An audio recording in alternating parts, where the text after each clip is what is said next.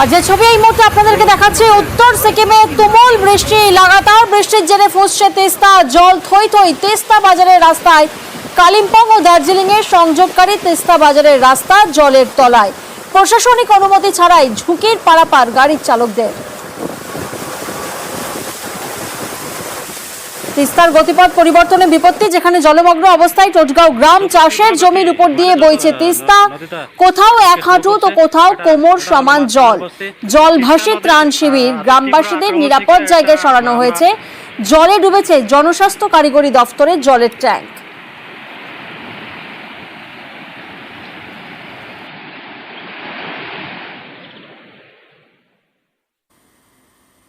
শপথ নিয়ে ফের জটিলতা, 4 জয়ী প্রার্থীর শপথ নিয়ে এবার জটিলতার সৃষ্টি হয়েছে। এর আগে আমরা দেখেছি সায়ন্তিকা এবং রিয়াতের ক্ষেত্রে শপথ নিয়ে জটিলতা হয়, এবং এবার 4 জন জয়ী প্রার্থীর শপথ নিয়ে টানাপোড়েন শুরু হয়েছে। প্রতিনিধি আবির এই মুহূর্তে আমাদের সঙ্গে রয়েছেন। আবির, এই জটিলতার জট কাটবে কিভাবে? প্রথমত যে 4 নবনির্বাচিত বা উপনির্বাচনে জিতে আসা বিধায়ককে শপথ করাতে চায়, সেই বিষয়ে রাজভবনের সঙ্গে বিধানসভা ক্রমাগত যোগাযোগ রাখছিল, এবং পরিষদীয় দপ্তর মারফত বিধানসভা ভবনের তরফ থেকে চিঠিও যায় হচ্ছে রাজভবনে। সেই চিঠির একটি উত্তর এসছে রাজভবনের তরফ থেকে, এবং সেখানে উল্লেখ করা হয়েছে যে অর্থাৎ সায়ন্তিকা এবং রেয়াদ হোসেন সরকার, এই দুজনের শপথের ক্ষেত্রে কে শপথ বাক্য পাঠ করিয়েছিলেন। দ্বিতীয়ত জানতে চাওয়া হচ্ছে যে শপথ বাক্য পাঠ করানোর সময় শপথ বাক্য পাঠ করাতে বলা হয়েছিল উপাধ্যক্ষকে, তবে রাজভবন সংবাদ মাধ্যম সূত্রে জানতে পেরেছে যে শপথ বাক্য পাঠ করিয়েছেন অধ্যক্ষ। এটা কি সঠিক? এবং হচ্ছে বিধানসভাতে অধ্যক্ষ বা বিধানসভাতে শপথ করাতে হবে এই বক্তব্যের কথা বারবার বিভিন্ন জনেরা বলছেন। এই বিষয়টি কেন, এই সংক্রান্ত বিষয় জানতে চাওয়া হয়েছে। ফলে বিধানসভা মনে করছে আসলে এই বিষয়টি জানতে চাওয়া, মূল যে ইস্যু অর্থাৎ এই 4 জনের যে শপথ, সেখান থেকে সরে গিয়ে সময় নষ্ট করা হচ্ছে। ফলে এক্ষেত্রে সায়ন্তিকা এবং রিয়াতের ক্ষেত্রে যেভাবে জট কেটেছিল বা যেটা দেখতে পাওয়া গিয়েছিল, এক্ষেত্রেও তাই হতে পারে। তার কারণ সোমবার থেকে বিধানসভার অধিবেশন বসছে, সোমবার বিএ কমিটি বা কার্যনির্বাহী কমিটির বৈঠক হয়েছে। সেই বৈঠকে সায়ন্তিকা এবং রিয়াতের মতো সেখানেও সিদ্ধান্ত নেওয়া হতে পারে যে 4 বিধায়কের ক্ষেত্রে শপথ অধিবেশন চলাকালীন করিয়ে নেওয়া হতে পারে। যেহেতু নিয়ম অনুযায়ী সেটি করিয়ে নেওয়া যেতে পারে, তাহলে সেদিকেই ইঙ্গিত পাওয়া যাচ্ছে। তবে আজকে সন্ধ্যা পর্যন্ত আরো এক দফায় বিধানসভা অপেক্ষা করবে। যদি রাজভবনের তরফ থেকে শপথ সংক্রান্ত বিষয়ে কোনো চিঠি বা তারিখ সময় জানিয়ে দেওয়া হয় তাহলে ভালো, নয়তো সায়ন্তিকা রেয়াতের মতো এক্ষেত্রেই 4 বিধায়কের শপথ বিধানসভা অধিবেশন চলাকালীন হয়ে যেতে পারে, এমনটাই ইঙ্গিত মিলছে। বেশ, সোমবার শুরু বিধানসভার অধিবেশন, বিধানসভায় শপথ চেয়ে রাজভবনকে চিঠি অধ্যক্ষের।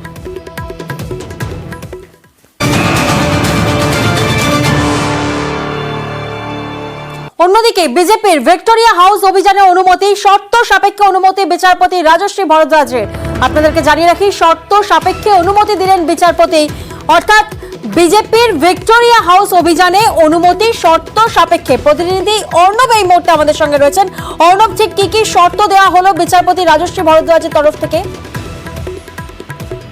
সময় পরিবর্তন করলো হাইকোর্ট, 2 সময় বেঁধে দিল, নির্দিষ্ট সময় দুপুর 2:30 থেকে 5:30 3 ঘন্টার মধ্যে এই প্রোগ্রাম সারতে হবে।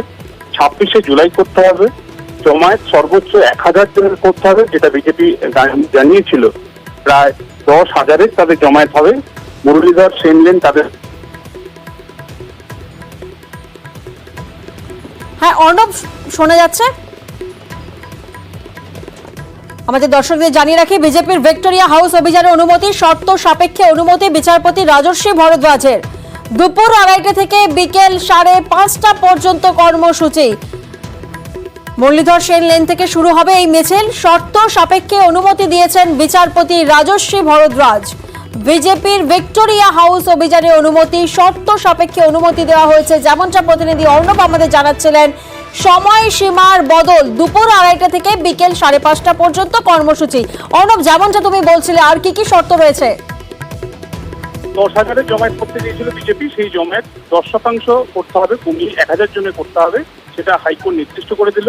দুপুর 2:30 থেকে বিকেল 5:30টার মধ্যে 3 ঘন্টার মধ্যে 26শে শুরু করা যাবে না, যাতে ওই মিছিলের মেজাজ অন্যরকম হয় এবং যেটা থেকে কোনো রকম শান্তি শৃঙ্খলা নষ্ট হয়। এছাড়াও এই ধর্ণা বা বিক্ষোভ কর্মসূচি করার জন্য যেহেতু ভিক্টোরিয়া হাউসের সামনে একটা অত্যন্ত গুরুত্বপূর্ণ সংযোগস্থল, একাধিক রাস্তার তাই সেখানে যদি কোনো রকম সাধারণ মানুষের অসুবিধা না হয় সেই দিকটাও এই আন্দোলনকারীদের এক্ষেত্রে বিজেপিকে খেয়াল রাখতে হবে। অর্থাৎ এই শর্ত দিল, রাজ্য বারবার আপত্তি জানিয়েছিল, তারা জানিয়েছিল ওয়াই চ্যানেলে করুক তারা এই অনুষ্ঠান, ওয়াই চ্যানেল নয়, বিজেপি যেখানে করতে চেয়েছিল সেই ভিক্টোরিয়া হাউস বা CESC ভবন তার সামনেই অনুমতি দিল কয়েকটা শর্তে। আবারও বলছি, দুপুর 2:30 থেকে 5:30 3 ঘন্টার জন্য 1000 জনের জমায়েত, শান্তি শৃঙ্খলা বজায় রাখা, কোনো উস্কানিমূলক বক্তব্য না দেওয়া এবং সাধারণ মানুষের ট্রাফিকে যাতে বড় কোনো সমস্যা না হয় সেদিকটা আয়োজকদের খেয়াল রাখা, এইগুলি শর্ত সাপেক্ষে এই অনুমতি দিল কলকাতা হাইকোর্টের বিচারপতি রাজর্ষি ভরদ্বাজ। বেশ, জুড়ে তথ্য প্রযুক্তি বিভ্রাট, তথ্য প্রযুক্তির সার্ভার সমস্যা, ভোগান্তি সাধারণ মানুষের, গোটা বিশ্ব জুড়েই তথ্য প্রযুক্তি বিভ্রাট এবং যার জেরে বিমান পরিষেবা যেমন ব্যাহত হয়েছে তেমন ব্যাহত হচ্ছে একাধিক পরিষেবা। সার্ভার বিভ্রাটে বন্ধ একাধিক সুপার মার্কেটও। প্রতিনিধি মৈত্রী এই মুহূর্তে আমাদের সঙ্গে রয়েছেন, সরাসরি মৈত্রী থেকে একবার জানার চেষ্টা করব। মৈত্রী, কি কারণে বিশ্বজুড়ে এই সার্ভার বিভ্রাট, কিছু অফিসিয়ালি কিছু জানানো হয়েছে মাইক্রোসফটের তরফ থেকে? দেখো প্রিয়াঙ্কা, মাইক্রোসফটের তরফ থেকে অফিসিয়ালি কিছু জানানো না হলেও ভারতের তথ্য প্রযুক্তি মন্ত্রকের তরফ থেকে মন্ত্রী অশ্বিনী বৈষ্ণব তিনি জানিয়েছেন যে ভারত সরকারের তরফ থেকে যোগাযোগ করা হয়েছে এবং CERT অর্থাৎ Indian computer emergency response team তারা একটি অ্যাডভাইজারি জারি করেছে। সেখানেই এই কারণ হিসেবে একটা কারণের কথা উল্লেখ করা হয়েছে, কারণ তাদের ভারত সরকারের তরফ থেকে মাইক্রোসফটের সঙ্গে যোগাযোগ করা হয়েছিল এবং তারা যে কারণের কথা উল্লেখ করেছেন সেটি হচ্ছে একটি আপডেট এসেছিল ফালকন সেন্সরের ক্রাউড স্ট্রাইক এজেন্ট, তার একটি ফালকন সেন্সরের আপডেট এসেছিল এবং সেই আপডেশনের পরেই কিন্তু গোটা সিস্টেমটা অটোমেটিক্যালি রিবুট নিতে থাকে এবং ব্লু স্ক্রিন অফ ডেথ, যাকে BSOD বলা হয় কম্পিউটারের পরিভাষায়, সেটা দেখা যেতে শুরু করে। অর্থাৎ এটি একটি আপডেটের ফলে ক্লাউড স্ট্রাইকে এই সমস্যা দেখা দিয়েছে। ইতিমধ্যেই ভারতের যে সমস্ত সিস্টেমসগুলো রয়েছে তার যেগুলো পর্যন্ত এফেক্টের মধ্যে একদিকে যেরকম বিমান পরিষেবা রয়েছে, প্রাথমিকভাবে বিমান পরিষেবা বেশ কিছুটা ব্যাহত হয়েছিল, কিন্তু এখন আবার বোর্ডিং পাস ইস্যু করা শুরু করেছে বেশ কিছু বিমান সংস্থা, তারা হাতে রেখে বোর্ডিং পাস ইস্যু করছেন। ব্যাংকিং পরিষেবা ব্যাহত হয়েছে, তথ্য প্রযুক্তি সংস্থার কাজ ব্যাহত হয়েছে, শেয়ার মার্কেটে একটা শেয়ার বাজারের কাজকর্মে প্রভাবিত হয়েছে। কিন্তু ভারতের যে নিজস্ব ওয়েবসাইট রয়েছে অর্থাৎ NIC সেটা আনএফেক্টেড রয়েছে, তেমনটাই মন্ত্রকের তরফ থেকে জানানো হয়েছে। অন্যদিকে রেলওয়ে মন্ত্রকের তরফ থেকেও জানানো হয়েছে যে রেলের সমস্ত যে পরিষেবা রয়েছে অর্থাৎ টিকিট বুকিং পরিষেবা থেকে শুরু করে যে যাবতীয় ট্রেন চলাচলের যে সিস্টেম রয়েছে সেই সবটাও কিন্তু আনএফেক্টেড রয়েছে। ভারতের এই সিচুয়েশন রয়েছে, কিন্তু ভারত ছাড়াও প্রবলভাবে এফেক্টেড হয়েছে US এবং ইউরোপের বেশ কিছু দেশ। US এর 911 পরিষেবা ব্যাহত হয়েছে, সেখানকার এয়ারলাইন পরিষেবা ব্যাহত, এমনকি ATM পরিষেবাও ব্যাহত রয়েছে। ইতিমধ্যে যেটা জানা যাচ্ছে যে মাইক্রোসফটের তরফ থেকে তারা ওয়ার ফুটিং মেজার্স তারা নিয়েছেন এবং অতি দ্রুত ট্রাবল শুটিং করার তারা চেষ্টা করছেন, কিন্তু যতক্ষণ না পরিস্থিতি স্বাভাবিক হয় ততক্ষণ পর্যন্ত এই গ্লিচেস গুলো থাকছেই। বেশ, সার্ভার বিভ্রাটে বিশ্বজুড়ে বিমান পরিষেবা ব্যাহত এবং কলকাতা বিমানবন্দরে সেখানকার ঠিক কি ছবি, প্রতিনিধি অনুপ আমাদের সঙ্গে রয়েছেন, সরাসরি অনুপের থেকে একবার জানার চেষ্টা করি। অনুপ, বিশ্বজুড়ে বিমান পরিষেবা ব্যাহত হয়েছে সার্ভার বিভ্রাটের জেরে, কলকাতা বিমানবন্দরে এই মুহূর্তে ঠিক কি ভোগান্তির ছবি সামনে উঠে আসছে?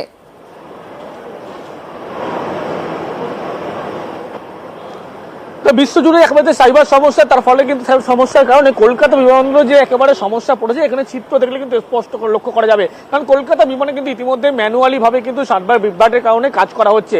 যে সমস্ত যারা ব্যক্তি যাত্রী বিভিন্ন গন্তব্যস্থলে যাবে তারা কিন্তু সেক্ষেত্রে লক্ষ্য করা যাচ্ছে বাইরে CISF আধিকারিক তারা যেমন সেখানে দাঁড়িয়ে আছেন এবং তাদের কাছ থেকে টিকিট দেখা হচ্ছে। বোর্ডিং পাস যেহেতু ইস্যু করা সম্ভব হচ্ছে না, সেই কারণে হাতে লিখে কিন্তু ভিতরে বোর্ডিং পাস দেওয়া হচ্ছে। যারা বিভিন্ন গন্তব্যস্থলে যাবে, সকাল 9টায় ফ্লাইট ছিল, শিলচরে যাবে এমন এক ব্যক্তি যাত্রী, তার ক্ষেত্রে কিন্তু একই রকম সমস্যা।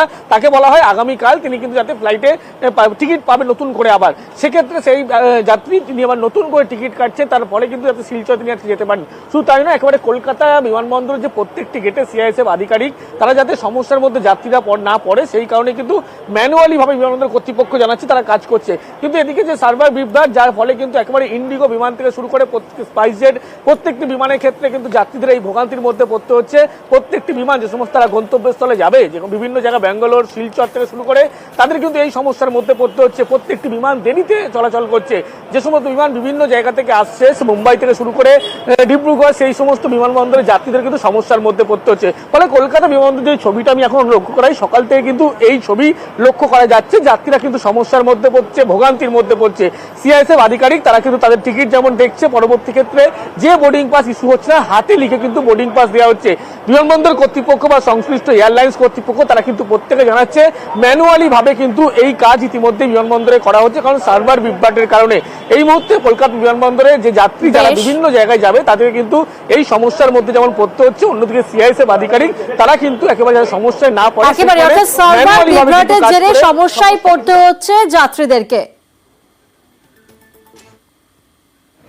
আমাদেরকে টিকিট ওয়েট করার জন্য ফ্লাইট ডিলে বললো, আমরা অপেক্ষা করলাম, মালটা লাগেজ টাগেজটাও নিয়ে চলে গেছে। আমাদেরকে বোর্ডিং দিল হাতে লেখে ম্যানুয়ালি, ওরা চেক করুন, গেলাম फ्लाइट चले गए और कल फ्लाइट दिए थे। हम मुंबई जा रहे हैं यहाँ से। फिलहाल तो वेब चेक इन नहीं हो रहा है, ठीक है। फ्लाइट्स अभी टाइम पे है भी नहीं, अभी अंदर जाने के बाद पता चलेगा। বোর্ডিং পাস ডাউনলোড করতে পারছি না, কোনো মেসেজ আসেনি। আজকে ফ্লাইট আছে, এবার জানি না কি হবে, জানি না, বুঝতে পারছি না। ওটাই তো, শুধু এত ভিড় তো হয় না কলকাতা, ব্যাঙ্গালোর যাবো।